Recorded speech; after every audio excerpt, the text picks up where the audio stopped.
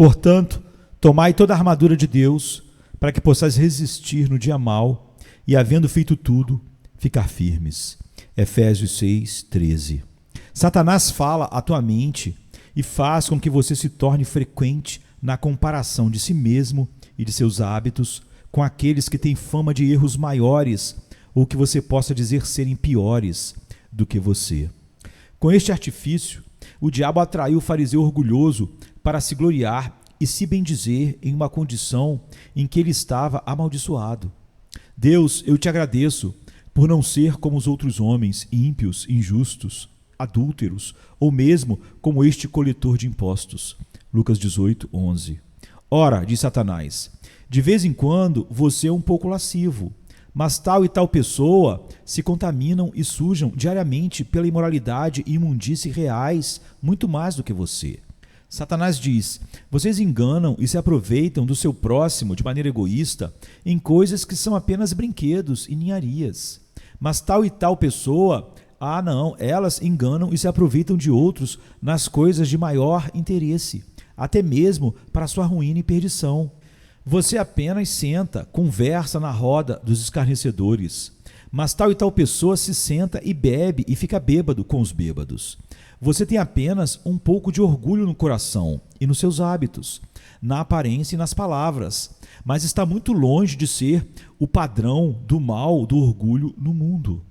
O primeiro remédio contra esse ardil de Satanás é considerar solenemente o seguinte, que não há argumento maior nem mais claro para provar que um homem é hipócrita do que ter visão rápida e focada no exterior, nos outros, e ser cego em casa, sobre si mesmo, do que ver um cisco no olho do outro homem e não uma trave em seu próprio olho, como está em Mateus 7, 3 e 4, do que usar óculos para ver os pecados de outros homens em vez de óculos para ver os seus próprios pecados. Ao invés disso, estar sempre apontando o dedo sobre as feridas de outros homens e estar amplificando e agravando os pecados de outros homens, enquanto isso está atenuando os seus próprios pecados.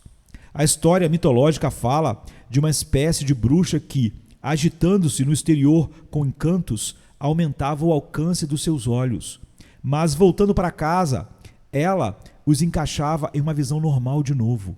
Os hipócritas são exatamente assim. O segundo remédio contra esse ardil de Satanás é gastar mais tempo comparando suas ações internas e externas com a regra, com a palavra de Deus, pela qual você deve ser finalmente julgado, do que comparando-se com aqueles que são piores do que você mesmo.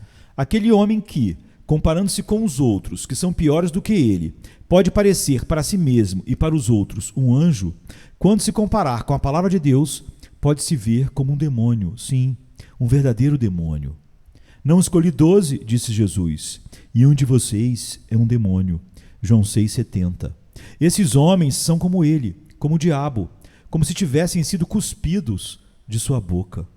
Quanto mais nos aproximamos de Deus e de sua palavra, mais podridão encontraremos em nossos ossos, em nosso interior.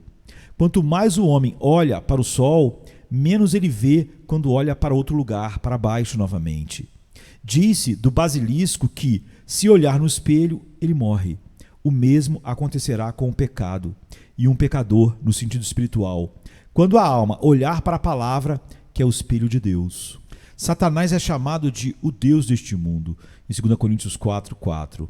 Porque como Deus no princípio falou apenas a palavra e assim tudo se fez e tudo foi criado, então se o diabo apenas levantar o dedo, dando apenas a dica, eles, homens assim, obedecerão à sua vontade, embora destruam suas almas para sempre. Ah, que monstros esses homens pareceriam ser se eles apenas se comparassem com homens verdadeiramente regenerados e não com os homens mais injustos que ele conhece. Eles pareceriam tão enegrecidos quanto o próprio inferno. Imagine se eles se comparassem então ao Filho de Deus, o Deus bendito.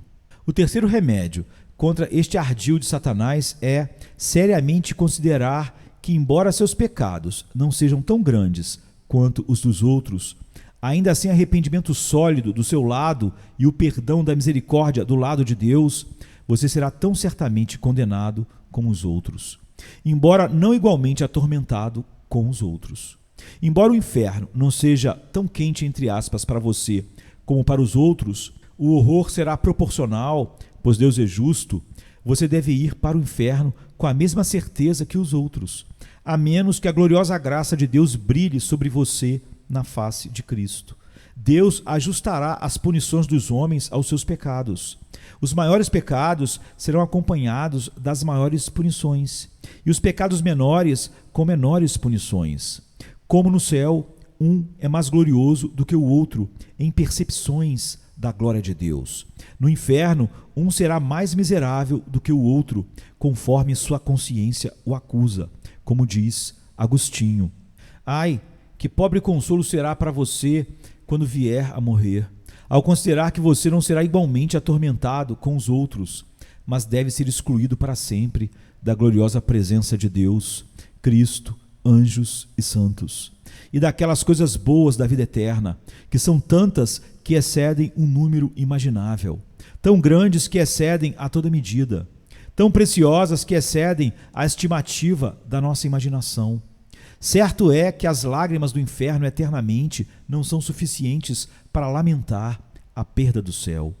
O verme da dor na alma rói tão dolorosamente quanto o fogo queima a consciência. Se aqueles amigos do apóstolo Paulo, se aquelas almas, homens que se despediram sabendo que nunca mais iam ver o rosto do apóstolo Paulo, como está em Atos 20 e 37, choraram porque não deveriam mais ver a face do apóstolo Paulo, que era seu amigo, quão deplorável é a privação eterna da bela visão da face de Cristo.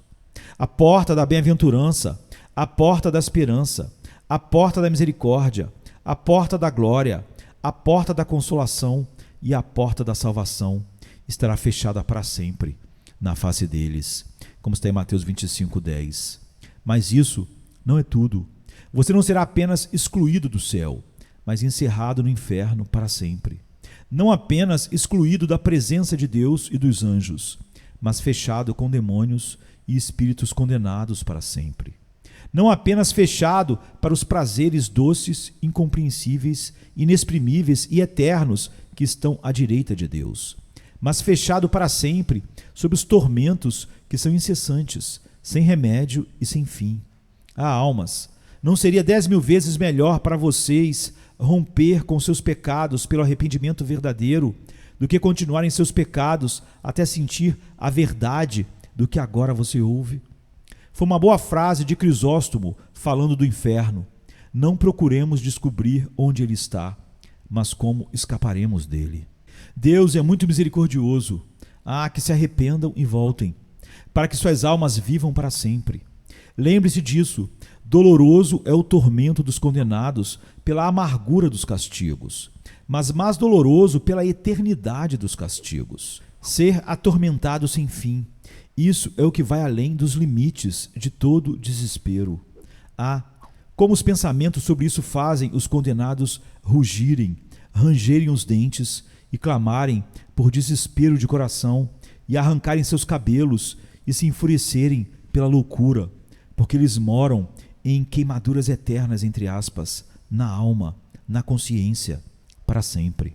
Certamente, um bom meio de escapar do inferno é dar 1 ou 2 voltas no inferno por meio de nossas meditações diárias.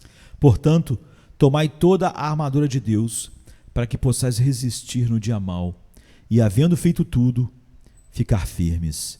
Efésios 6, verso 13.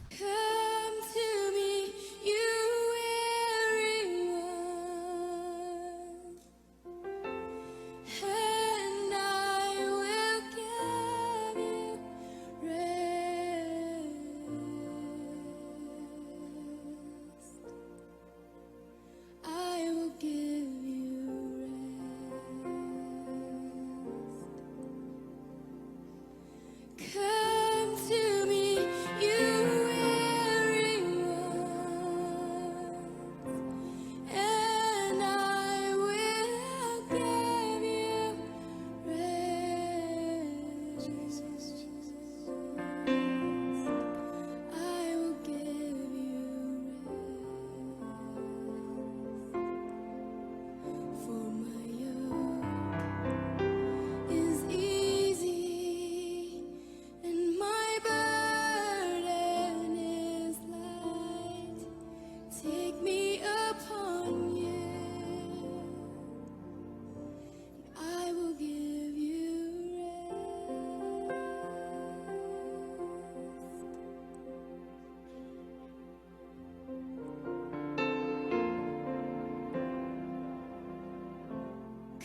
to